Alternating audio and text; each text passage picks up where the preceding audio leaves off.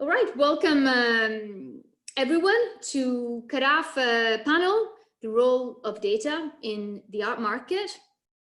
My name is Giulia Archetti and I'm the moderator for today's talk. I just want to welcome our panelists again and thank them to allow their busy schedule for, and sort of share with us their experience and expertise. So thank you, Sophie Neuendorf, Vice President and Strategic Partnership at Artnet, Anders Patterson, founder of Art Tactic, and Vishal Kumar, who's a very experienced data scientist and also founder of an AI startup called Photogram.ai. And maybe you can tell us a little bit about that afterwards. For me, it's really interesting facilitating this panel today because it will be a learning experience for me as well. I think data is a very relevant topic in today's art world.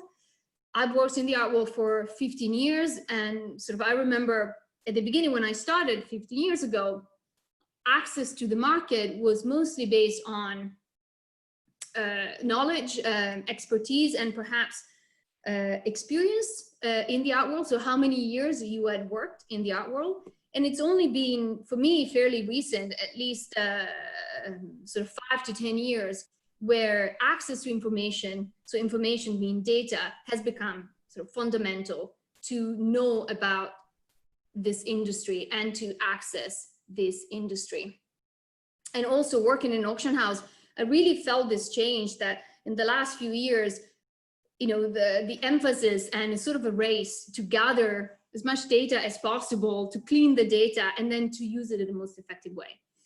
But my first question is, what is this data that everyone is collecting? So when we talk about big data in the art market, what is it that we mean? Perhaps, Sophie, you would like to tell us a little bit about what data is. My pleasure. I think it really depends on the company that provides the data. For us, the data we collect and we find most useful to our users is historical auction market data. So basically who sold what, when, to what price, and also going further, perhaps from where they sold it, which auction house sold it, did they buy or sell online? And this data is some that we collaborate and have been doing that for past 30 years. If you remember, as you were just saying, several years ago, data was not as relevant, and we started collecting this data, in fact, 30 years ago. At that point, people were still flipping through catalogs, but I think nowadays, having ready access to this data and being able to make informed decisions using this data is super important.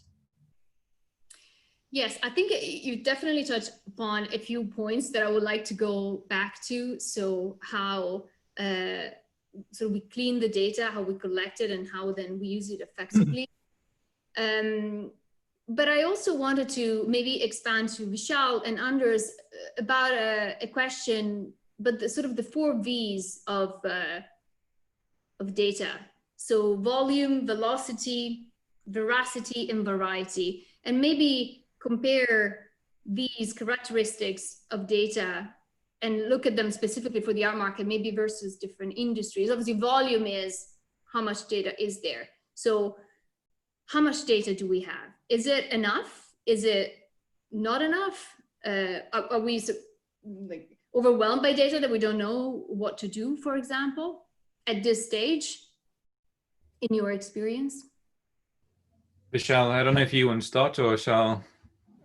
Yeah, sure. I mean, so to echo kind of Sophie's point, I would kind of zoom out a little bit and look at the art and culture sector more broadly. And so there's an academic called Lev Manovich who is based in New York, I believe. But he talks about 2 types of cultural data sets. So first, he referenced historical cultural data sets. So these are typically data about cultural heritage or cultural artifacts or things that are in museums. So a good example is the Tate. The Tate has a collection, obviously, but they have a whole host of data about their collection. So they know the kind of age of the work, the artist, the size, the dimensions, when they bought it, when they didn't. And many kind of cultural historical institutions have what Levmanovich describes as historical cultural data sets. Then he kind of makes a second distinction, and he describes the second one called contemporary cultural data sets. Now, these are data sets that come from the era of social computing.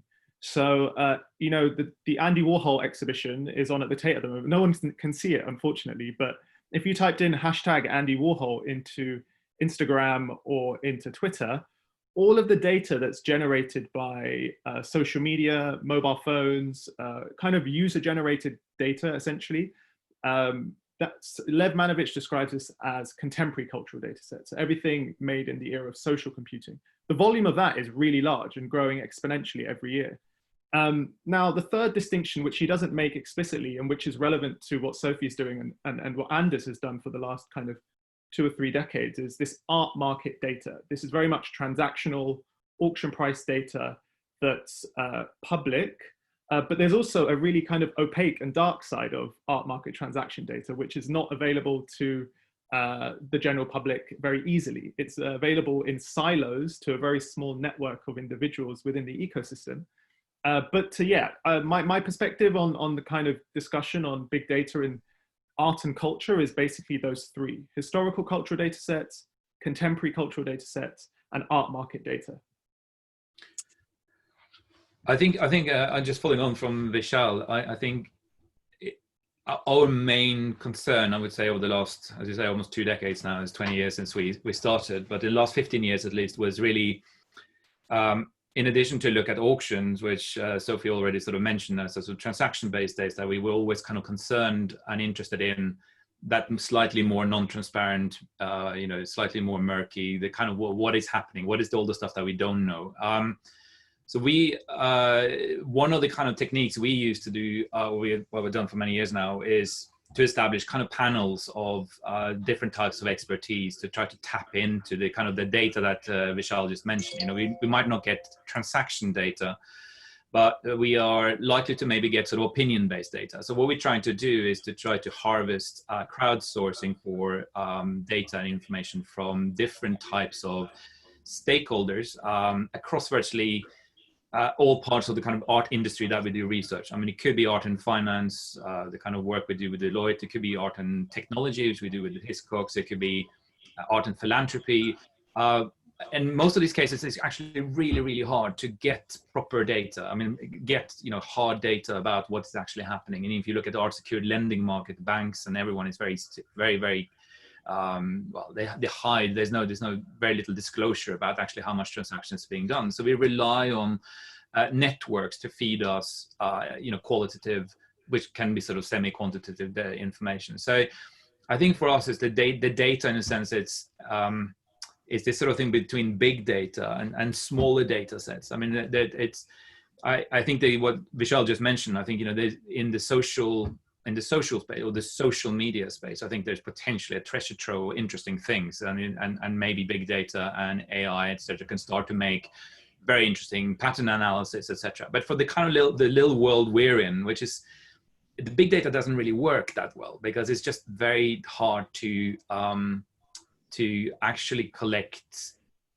consistently and uniformly enough data to kind of make patterns. It's actually tiny small data sets where the actual data itself is super valuable because you're getting it from a source that potentially has access to other things. So I think there's, you know, in a sense, there are, not to say that big data won't be important. I think that it will have a huge impact on the art market going forward, and maybe even in artistic practice and how artists are working with data in terms of, you know, I think it'd be an incredible field for creativeness. But I think there will be, going forward, it will probably be a mix of sort of a hybrid between using data purely as a sort of science and using data in a maybe in a less sort of, what can I call it, almost like a kind of more bespoke way. And part of that is because actually some of the valuable data is really hard to get to, very hard to collect, very hard to find.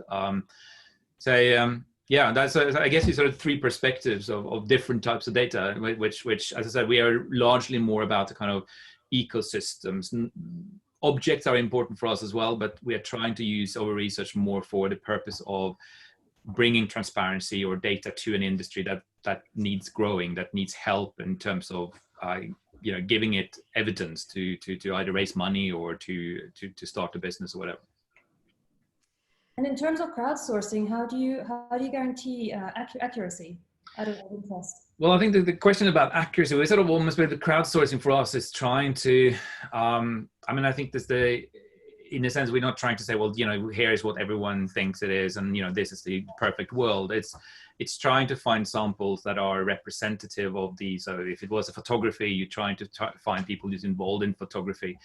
We tend to use the information more as, I would say, layers rather than, you know, absolutes. We never talk about, because it's not a black and white here. You will typically get, you know, survey responses which says, you know, 67% says this, 12% says this, and the rest says something else.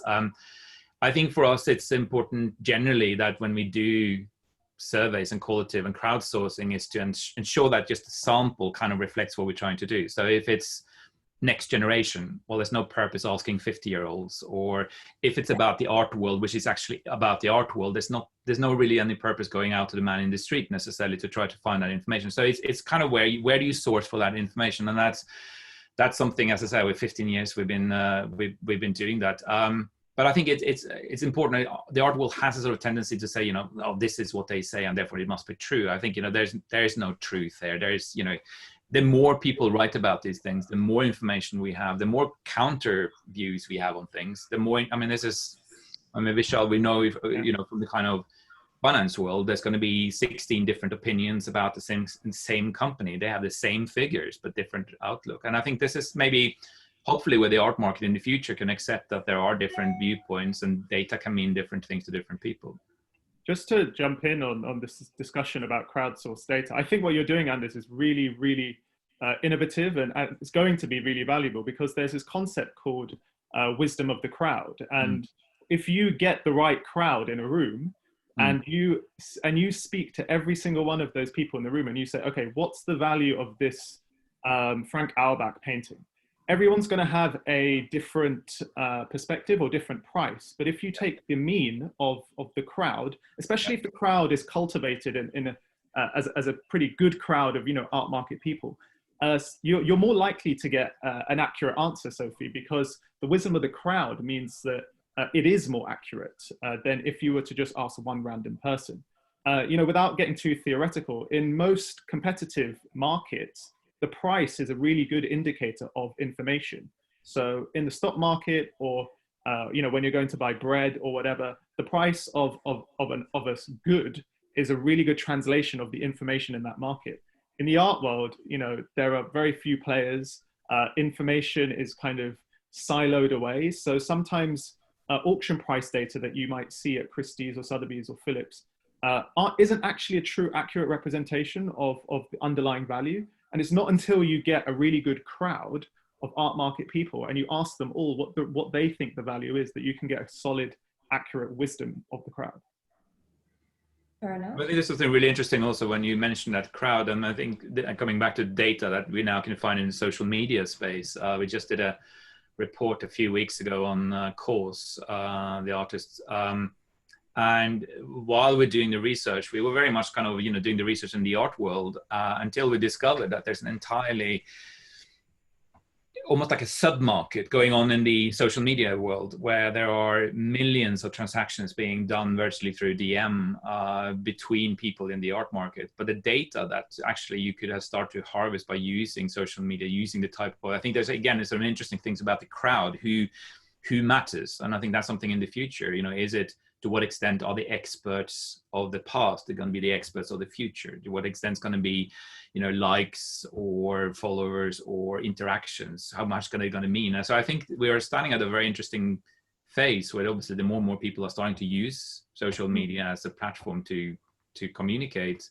I think the more valuable that information will become, and also trying to, you know, get a sort of litmus test for what the market feels, both about value, but value is ultimately a product of something else, about, you know, how people feel about something, how people are eager or excited by something. So yeah, no, another point, I think, you know, becoming the crowd, I think the crowd is changing, which is obviously interesting, and a challenge for us, because, you know, the crowd we might have been surveying 20 years ago cannot necessarily be the same crowd anymore, because those people are not necessarily the right people to judge what's happening. So to keep that dynamic, it's obviously something that we constantly need to work on. Changes very quickly, doesn't it? Definitely. And you know, almost on an artist by artist market, it keeps changing, you know, it goes so which is super exciting. Yeah, I think that answered sort of the questions of the four V's, because velocity, like how fast data changes, I think you've just answered it very quickly, especially now, sort of these days. And whereas maybe before there was only places like auction houses where people could go and find the data, such as auction prices. Now it has sort of expanded. So now there's also social media that it's changing at a very fast pace, but also how structured or unstructured the data that we are, you know, currently working on in the art market is. I think, again, you sort of answered that. It feels to me that it is still a little bit unstructured, and whether that structure or that idea of a centralized place where we can find clean data will ever happen, I don't know, but certainly we're not there now. From your discussions, this is what I gathered. I don't know if that's if you agree. Well, I try to keep it as transparent and clean as possible. Of course, there's always room for error. Improvement. Well, yeah, one of the things that you said, obviously, before was sort of opacity and how data can perhaps help bring a bit more transparency in the art market. And I wonder, if I were someone in the audience and just starting out, for example, in the market, I wanted to understand a bit more where to invest or what kind of artist. You know, there are so many different places that I could go to, whether it's Instagram and sort of send messages with other people interested in the same artist, or for example, platform like Artnet, where you have past prices and you can see the development in the market of a particular artist or of a particular artwork. And also, I think that sort of the development of the online, perhaps, ecosystem, where also now galleries are selling online. I wonder whether you think that that's actually helping transparency, and it's closing a little bit the gap between data of the secondary market that has always been available and public, and data in the primary market that has always been opaque, or in the past, not all the prices were discovered, and that it's definitely helping someone approaching, at least from a quantitative point of view, in terms of prices and understanding of an artist's path in the art market. Yeah, I think we have to make the distinction between contemporary artists and artists that have a track record at auction already. So, you know, if there's a portfolio of artists that already have an auction track record, arguably it's a little bit easier to understand their art market. What happens when, you know, Fiesta Gates is being represented by White Cube and is just on the cusp of maybe one or two works coming to auction or not? How do you understand Fiesta Gates's market? Now, all the way back in 2014, when I was a student of Anders on his art, finance and investment course at the Sotheby's Institute of Art, one of the things we learned at the time, and I think is kind of stuck with me and is really relevant, is that, you know, the value in an artist's market is very much dependent on the kind of stakeholders, the players that have a vested interest in that artist's market. So therefore, you know, the value is not it's not a linear relationship. In fact, to understand value in the art world, you need to understand network science. You need to understand the network and the relationship between stakeholders within the network to understand the value in an artist's market. Now, I've been doing quite a bit of research over the last 12 months, particularly looking at Instagram data and looking at different artists, but looking at kind of who's following that artist, who's not, and trying to attribute associations between just kind of the basic network of an artist's market and perceived value and stuff like this. So yeah, that's kind of what I would say about that.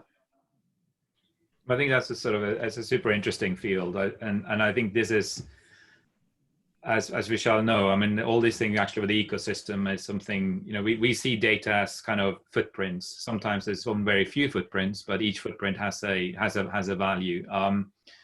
And therefore we typically end up in these sort of smaller data sets, but trying to really sort of attribute value to, and who was it that was behind that particular, you know, data point. But I think, you know, as you say, I think this whole thing about now network theory and looking at how, you know, there's plenty of literature out there, and more are looking at, you know, success is not a, you know, you can be an incredible scientist, but if you don't publish in the right journals, meet the right people, you will never get there.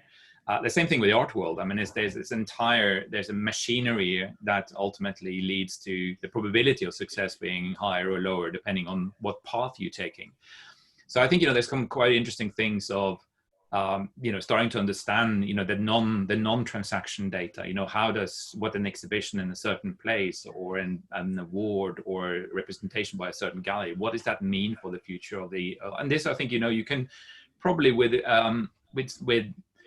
you know, with now computing power, but you don't need a lot of it, but you actually starting to come up with some interesting pattern. And already there are research out there that's showing, you know, clusters and so I think there is really, I guess the question is, what always with me is, you can do all these things, but what are you gonna, you know, what's the business case? Because ultimately I've been doing this for 20 years, trying to sell data, and it's tough. It's a tough job. I mean, you know, you got to find a market for it. So even if you had all this knowledge, would people actually use it? And what if they use it? Are we going to then end up in a marketplace where everyone is doing the same thing? They're following, you know, they're putting this stuff into a model and outcomes say you need to follow the following, and everyone do the same thing. I mean, so I think there's an interesting thing about, you know, the application of what we're doing. So if we are generating AI generated tools, what are they solving? You know, what are they actually addressing? Are they addressing a massive, let's say for valuation purposes, that there are maybe, you know, 90% of transaction at a very low value, that each value is going to take a long time to, you know, you just need a quick value, then maybe a machine can do it quicker. But there might be other things which actually is better left to humans. And I think these things that hasn't quite yet been, the balance hasn't yet been found. I think, you know, immediately someone finds a new technology, they jump on it and say, well, big data and the art market is fantastic, let's build a business around it. But actually the business case is quite hard. The art world isn't the most, I would say, you know, adaptive to new technologies. I think, you know, they are, I mean, Sophie and ArtNet has been on the forefront, you know, way before anyone else. And there, you know, it's a slowness to the whole thing. So I think it's going to be interesting to see, you know, what, like we talk about, okay, we can do some interesting academic exercises about generating, but it would be fantastic to see what kind of application do these things have, and how could it be used in a way, both maybe for artists to understand what impacts their career and how do they develop their career. Because I think, you know, the amount of professional development that is being, you know, given to artists is often quite limited. So, yeah. I think there's many more data points now when you research an artist than there were 30 years ago. And so there's a lot more that you kind of have to look at. You can't just look at a price on ArtNet. You also then have to go and look at the provenance maybe, and where the artist has been exhibited before, or how he's trending on social media, as you say, Vishal. So I think it's become much more layered, and there are many more aspects to look at nowadays. Absolutely. Yeah. Yes, for sure. But I think it's Vishal, you touched upon a sort of an interesting distinction about contemporary art and the rest. So impressionist, sort of old masters, decorative arts that perhaps are less. I can't think of a better word than sort of active in the market, or they change less, and prices obviously change less. I've done a little bit of everything in my experience. I've started in contemporary art, and then I went to decorative arts, and then impressionist art, and I'm back in super contemporary art. So it's also surprising how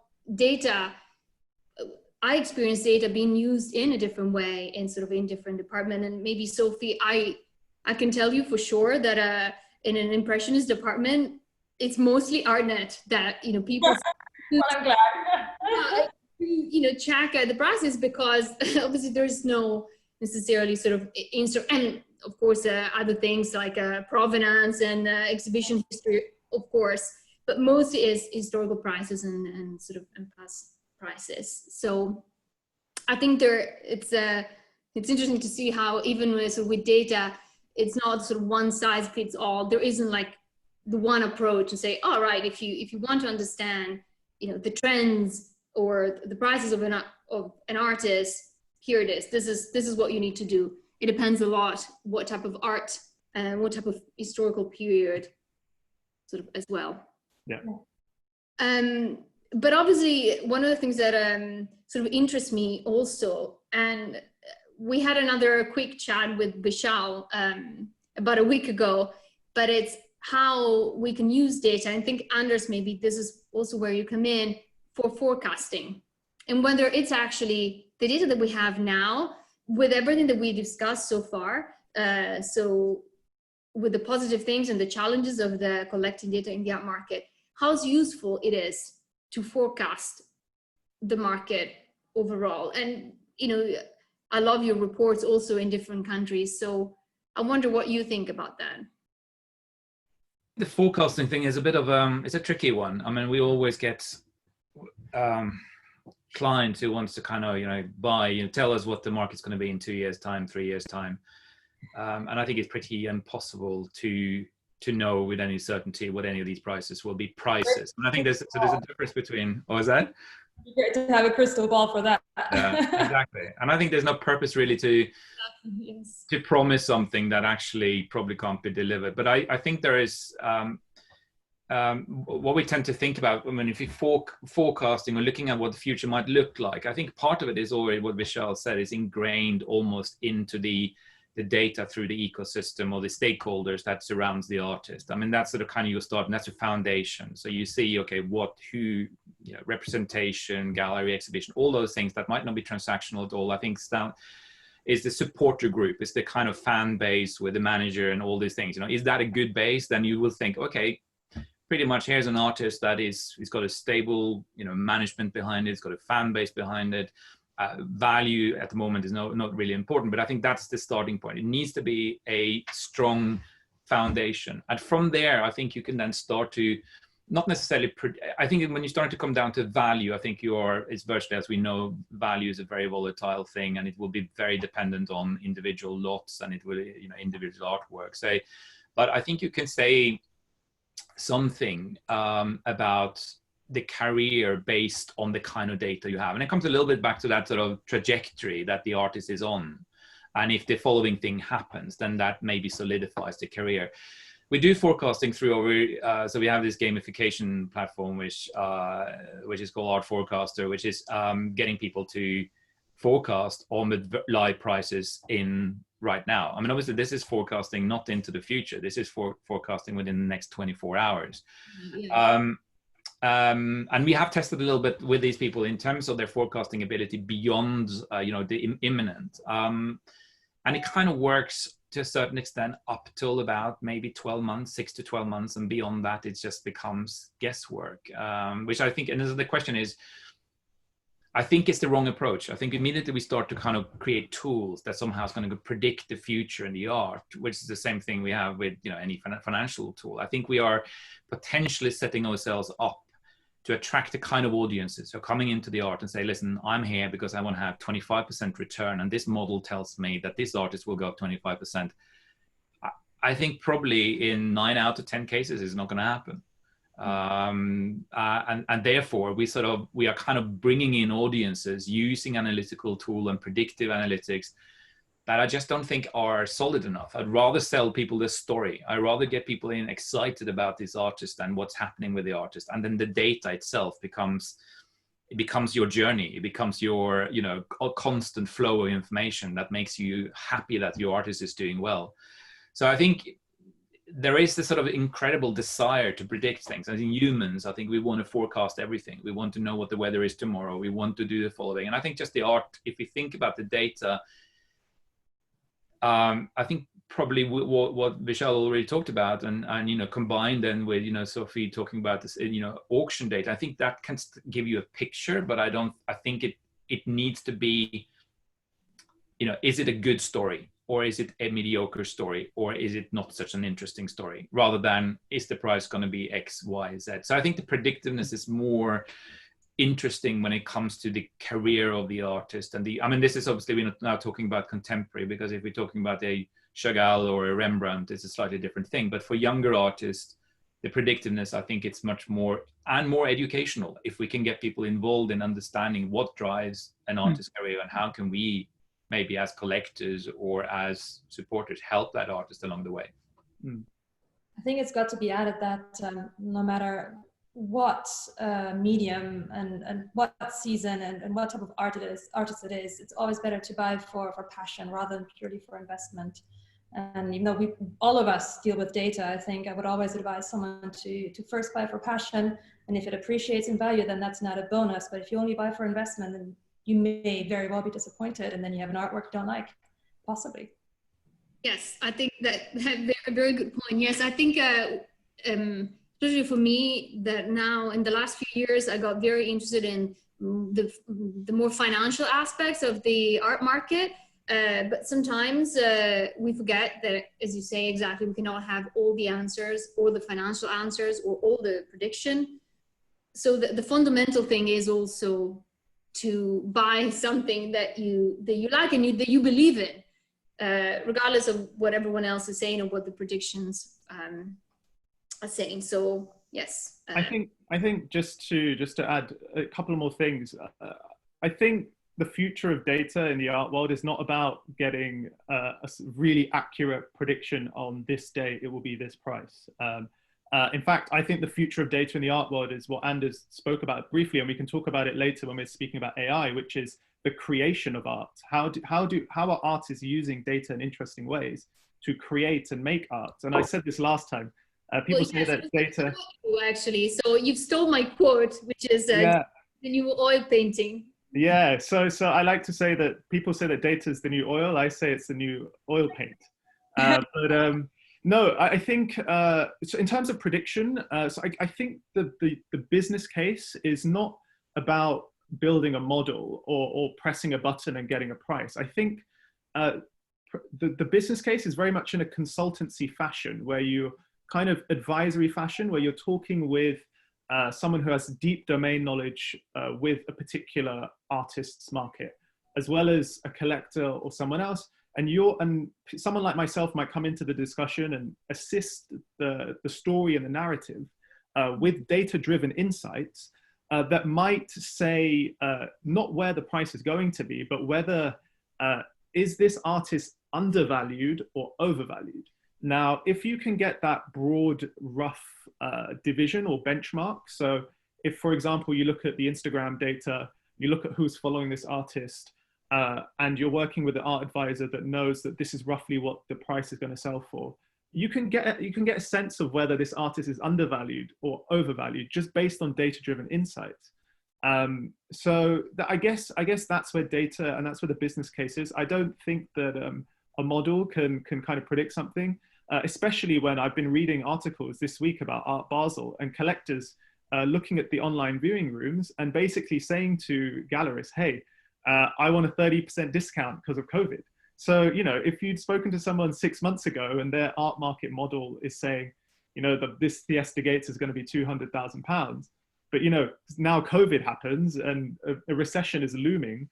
What is the model saying now? You know, people are saying, give me 30% discount. So price in the art world is always about willingness to pay as well. It's not just about, you know, a kind of clear-cut number that comes out of a model. Before we move to AI, this is actually a question that I'm really interested in. Just now came to me when you say overpriced or sort of underpriced. From a point of view of data science, for example, and prices in the art market, I mean, oftentimes in contemporary art, there is a big discrepancy between primary markets and secondary markets without naming any names of artists. So, but there is. So what is the actual real than price? Is it overpriced on the primary market, but the actual fair value in a way is the secondary market? Or vice versa? What is, and that's just a curiosity that, from your point of view, of course. Yeah, I mean, they're ideal. I've obviously spent over 3.5 years working at Sotheby's, dealing primarily with secondary market data.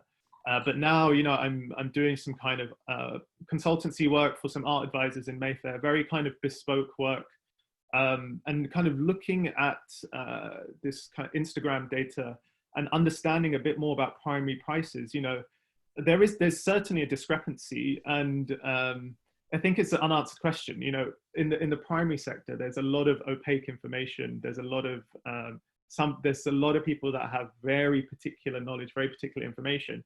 But as soon as it appears at auction, for example, the people bidding might not necessarily be the same people from the primary market. They might be the same people from the primary market, or there might be people that were excluded from the primary market 5 or 10 years ago and now have their opportunity to purchase this work of art on the secondary market. So they might be willing to actually pay over the odds to retrieve it. So the nuances are very, very different and very, very based on particular case studies. It's not possible to extrapolate a one-size-fits-all theory on primary versus secondary market, in my opinion.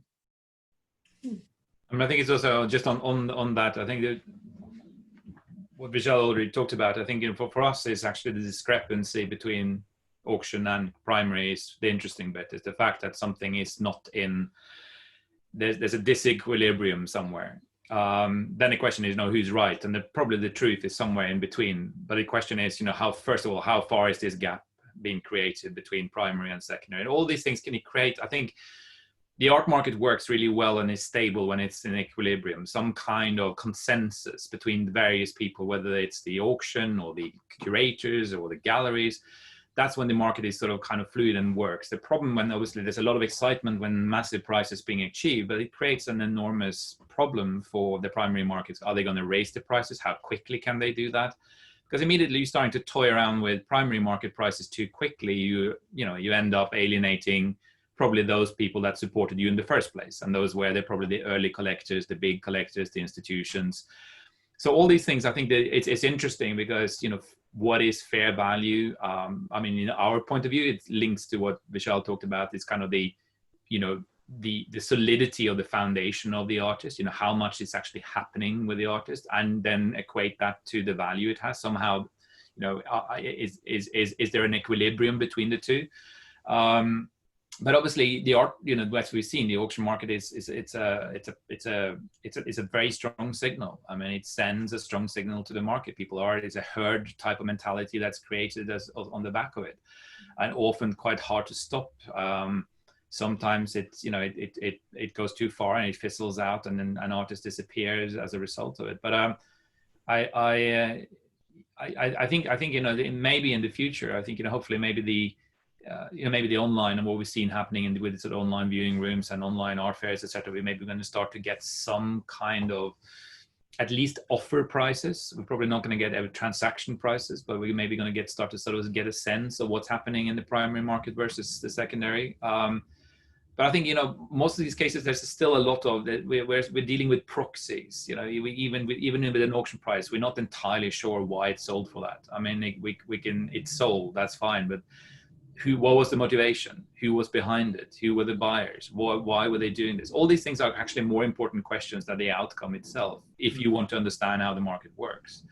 So I mean, I think slightly sidetracking, but I think for it is the discrepancy, which is really, I think is interesting. That's where you ask questions. Why is it so? You know, should it be like that? And then you could come back to the question about undervalued or overvalued, because maybe the artist is totally undervalued. And in a sense, the auction is just crystallizing the value that was always there, or maybe otherwise, or the other way around. I guess so. Yes, agree. But then there's a whole question of confidentiality, which we won't go into it sort of now, because I kind of wanted to finish with AI and a little bit of sort of machine learning about data. But yes, whether, you know, confidentiality is justified or not, that could be another panel. The confidentiality in the art market, and, you know, the fact that it creates a lot of opaque sort of information. So machine learning, Sophie, is ArtNet using machine learning? Yes, we're working on it. We're using it for different aspects. We're using it in conjunction with search and predicting trends, and looking at what our users what data our users are looking at, what artists are looking at, what auction results, and then we're trying to create some sort of predictive models after that. So yeah, we're definitely working there. And obviously you mentioned it, but Anders and Vishal, a little bit in your answers before about utilizing AI, you know, to be sort of a more effective, perhaps modeling, or to have a more effective modeling for the art market. Is that where you see us going now? Or is there any new technology that we are not aware of that you think might come in and be better than AI for predictions? Vishal, you might be more on the forefront. You're the next generation, yeah. after all. So it's worth so it's 2020. It's worth mentioning that in this week's Economist there was a whole technological review on the limits of AI, and so this narrative is actually being much more vocal. The AI is limited in what it can do. It's not a silver bullet. It's not gonna, you know, magically do all this stuff. And there is a kind of limit to AI. I think one of the limits is obviously the data that you give a model, and to kind of come up with these assumptions and predictions. My perspective on AI is that I think I spoke about this last time on the happy hour, which is, you know, if you're looking at trying to predict prices, in my opinion, through all the research and work that I've done, I just don't think it's as simple as predicting art prices is not a linear relationship. It's a network science problem. And, you know, if you understand that from the get-go, then any AI type model that you're trying to do to predict prices should take those considerations into account. So I was dealing a lot with the Sotheby's May Moses data when I was working there, which was interesting. But I think that the Sotheby's May Moses indices and data sets, the reason they got success, I think, at the beginning of the 2000s was because it just made it easy for private bankers to look at an index and say, you know, this is what's happening, this is what's happening. But, you know, where I see AI being really helpful, particularly for auction houses, is mainly with operations and sales. So it will help, for example, with recommendation systems. These auction houses know a lot about their clients. They know a lot about their preferences when it comes to works of art. So if something new is to come up, for example, they might be able to recommend something interesting to them based on using a machine learning algorithm to recommend things to them. Yes, that's the way we're doing it too. This is if you're searching for artist X, then, you know, you may also like these 5 artists types of thing, looking at that data. Exactly. Another really interesting thing in relation to price is, you know, you can use Bayesian statistics to update your models. Because the art market's so volatile, because art prices, especially in the contemporary art space, are known to change quite rapidly, you know, every 2 or so years or so, you can update your priors based on new information. And that's where I also see some of the pricing models being, I see them being more Bayesian than linear. So Bayesian is more of a probabilistic type exercise rather than a linear exercise.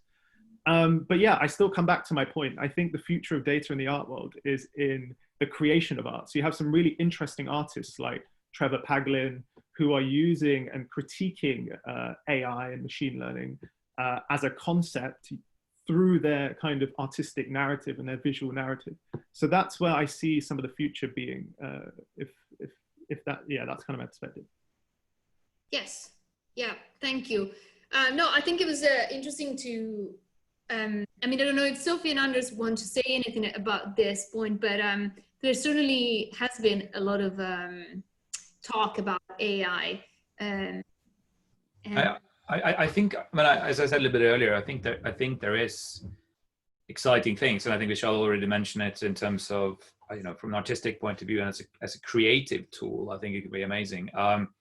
I can also see it from the way of handling, particularly as more and more businesses are now moving online, a better user experience where we are presented with things. So all these things I think makes perfect sense. I think when it comes to more the kind of predictiveness, I'm not sure if we'll go down that well in the art world. I know some people, maybe a smaller part of the population wants to know, but I think they will be disappointed because I think there's so many other factors that ultimately leads to something succeeding or not. Even if you had all the data in the world, I'm not sure if the art world doesn't always work in a logical way. I think there's a lot of irrationality and a lot of things that actually happens, which probably will throw out most models. But in case of AI and us, what we have started to look at a little bit, because again, we're dealing, as I said, almost with smaller data sets rather than massive data sets, is that through our forecasting platform, we were interested in using AI and machine learning to try to figure out not what predictive pricing and what the right forecasts were, but actually who are the best team of forecasters. So if someone said to me, I have a Basquiat painting from 1982, put together 10 forecasters that are good at doing what they're doing.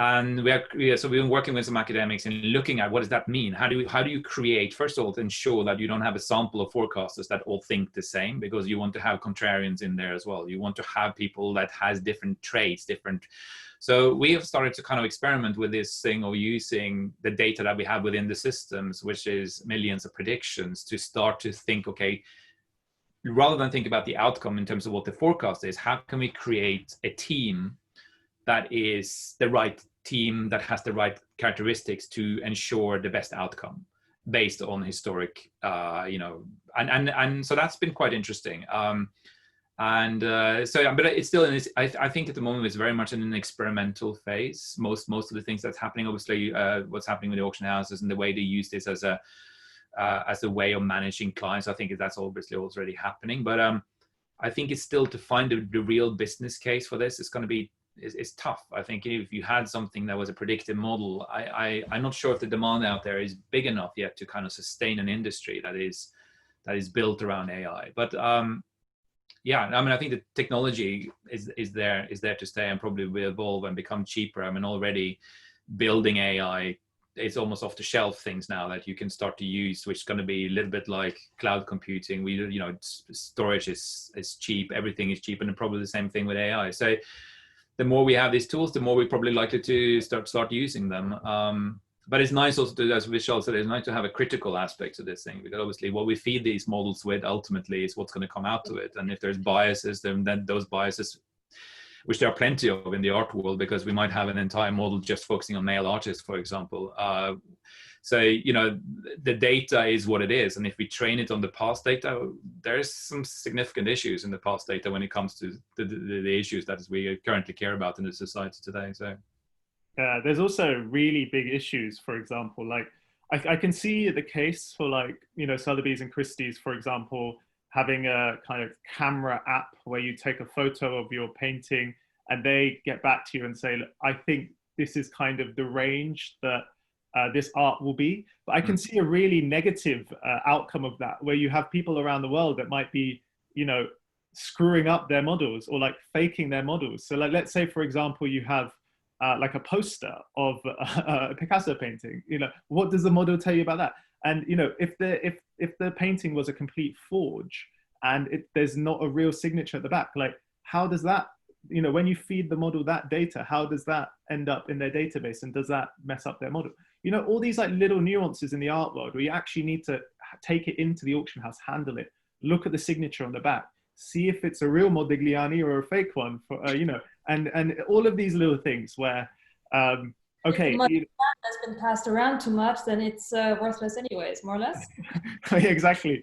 But and it will probably save $15 million in the model, but actually it's worth nothing. So, all of these concerns, they need to be thought about, and they need to be thought through, which is probably why the uptake of this technology hasn't really exploded massively. there's many kind of edge cases that can really screw up everything, basically. Yes, I echo Anders with this to say that we definitely use it primarily for search and comparables rather than for predictive models. Sure, it'd be great to be able to predict, but I think at the moment, the data that we do get from these search results and the comparables and what our clients are using and looking at is the data we just use internally to help us make the products better rather than anything else. Yes, thank you. I mean, we're sort of reaching 1 hour, so this has been fantastic. Thank you very much. I hope you've enjoyed it as much as I did. And I wish we could talk more about it, but perhaps we'll do it one by one. You know, whenever I come to London, I'll let you know, Vishal and Anders, and when I'm in Madrid, I'll let you know, Sophie. Yes, in person would be lovely. We can have a chat about this again, because I still think it's a very interesting topic, and it's you know, continues changing, and when we have, you know, more information about data, you know, we can update also the ways we feel about data, and so I think we should continue to talk about it, basically. So thank you, Giulia.